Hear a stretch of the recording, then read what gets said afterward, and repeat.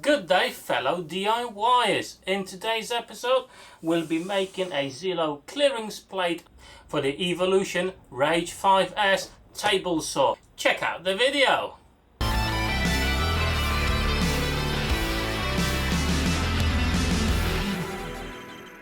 If you are a proud owner of this particular table saw, you know that the orange insert plate over here is absolutely terrible.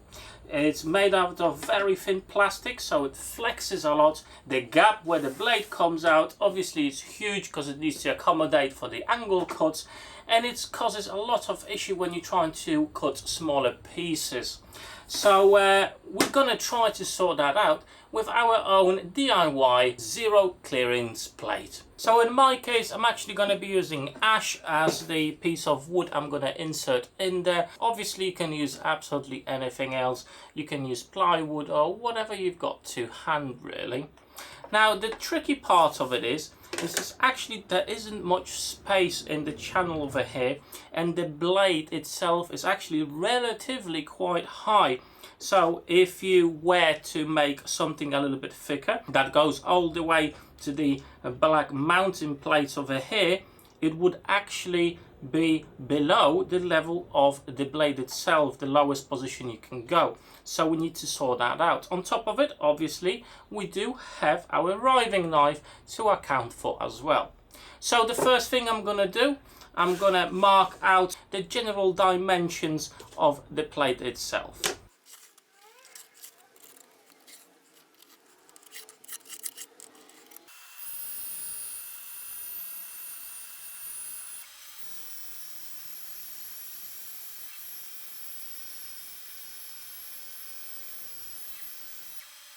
Right, so as you can see, we've got our piece to the rough dimensions. Now obviously this piece is way too thick. We actually need about 1 centimeter of thickness for the stock to be. So I'm going to use my bandsaw to rip a piece like that. Obviously it will be a little bit bigger. I'm probably going to go with 14 or 15 mil thickness, just to make sure we can refine it a little bit later.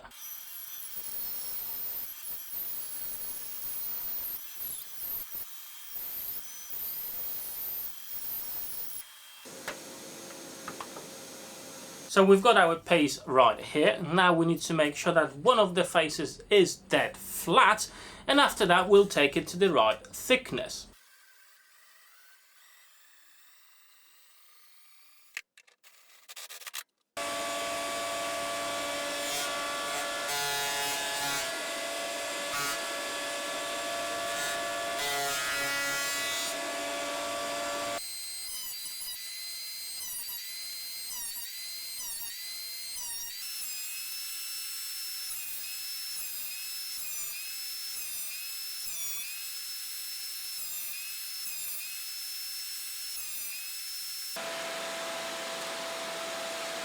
Okay, so I traced about the design of the clearance plate, as you can see, on the piece of wood, and now it's time to go back to the bandsaw again and cut closer to the lines. Do not go over the lines, but cut as close as you can, and then we'll refine the design on the sander.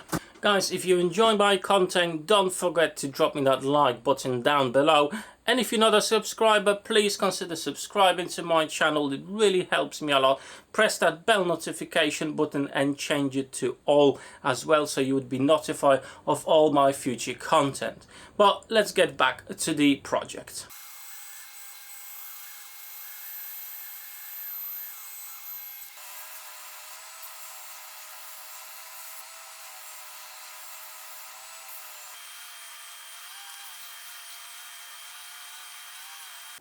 Okay, so as you can see, I've actually removed the blade and the riving knife as well. As I mentioned before, it actually sticks out too much for me to try to fit a zero clearance plate that's actually 10 millimeters deep. So between the sander back and forth, making sure to refine the shape of the plate, it now fits nicely. But as you can see, obviously it's sticking out because we've got these ledges that goes all around the table and here, And what we need to do, we need to go to the router table now and make sure to take enough material so the zero clearance plate is actually sitting flush to the table.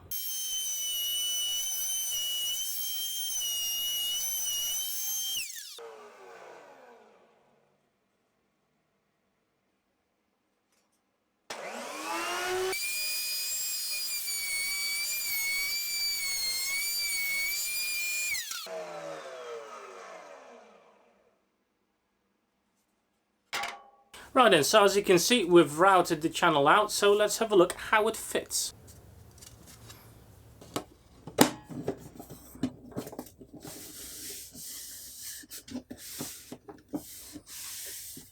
Absolutely perfect.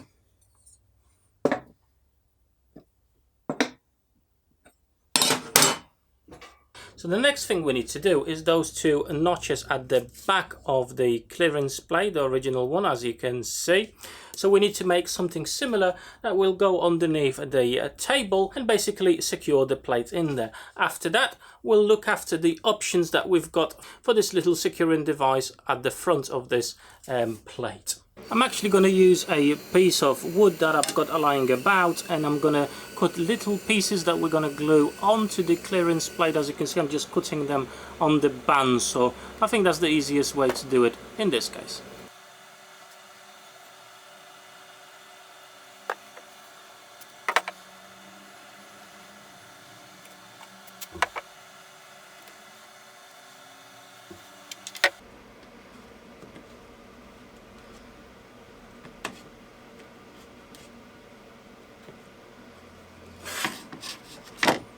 Okay, and the next thing that we need to look at is the locking mechanism that you've seen on the original piece. Probably that's going to be the hardest thing to do, really.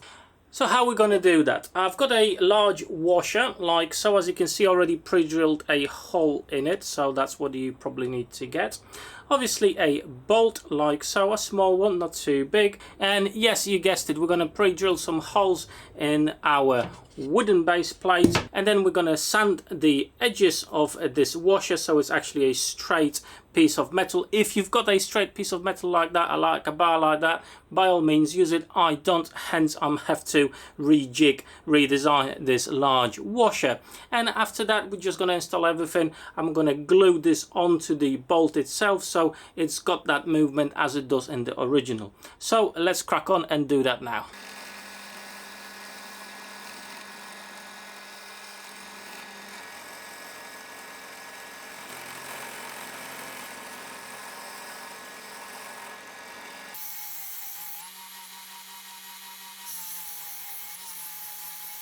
So we've put the bolt in there, and now we've got this movement over here, but obviously with this being 1 centimeter in thickness, it's a little bit too high. As you can see, basically by the thickness of the plate, it's too high. So what we're going to do, I'm just going to mark where this plate is actually going, like so, and then when it's hidden away, and what we're gonna do, we're gonna route out that little bit of stock out, so this will go inside of the plate.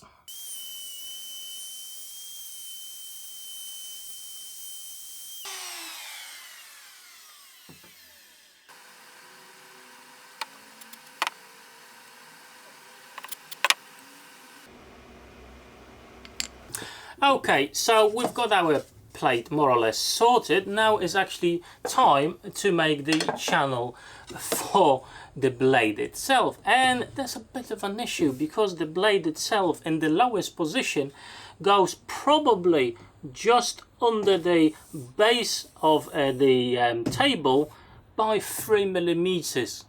Hence it's actually difficult to make a base plate, because when you put it in, it goes onto the top of the blade. Now the solution for that, I'm just going to route out a small channel with a small 4 millimeter wide bit on the line as the blade goes. So we're going to do that to have some space for the blade itself. later on what we're going to do, we're going to run the blade through, but remember we're also going to need some space for the riving knife. So at that point we're going to flip it over like so, and we're going to continue to use the blade to cut out the rest of the plate.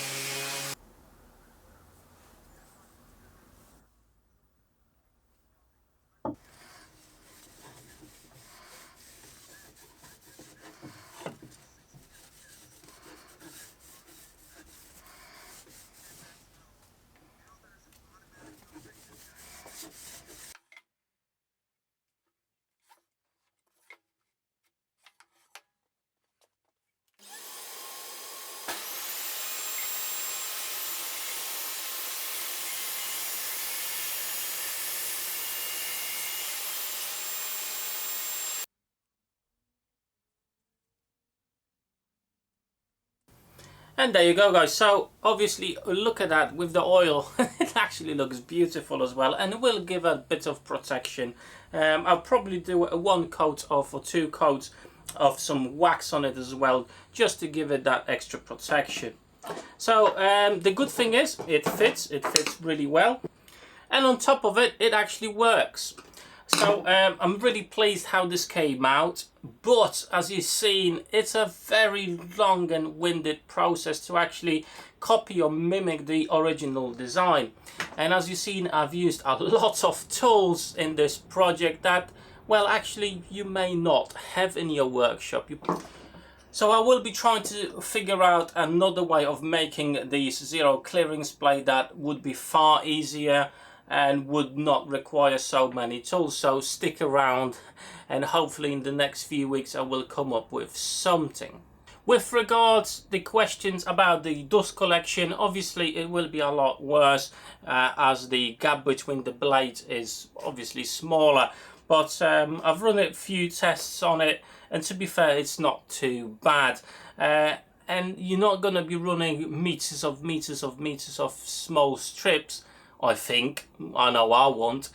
So the amount of dust in the air, it will be more than usual, but it's definitely not terrible. So I hope you enjoyed this video. Obviously I've got loads more videos about my workshop and how to upgrade, how to build a bench or the carts and everything else. So if you want to check those out, there's a really good playlist just over here. Click it and go and have a look on all the other videos I made. But for now, guys, that's all. Thank you so much for watching, and thank you for your time. Have a fantastic day. Take care.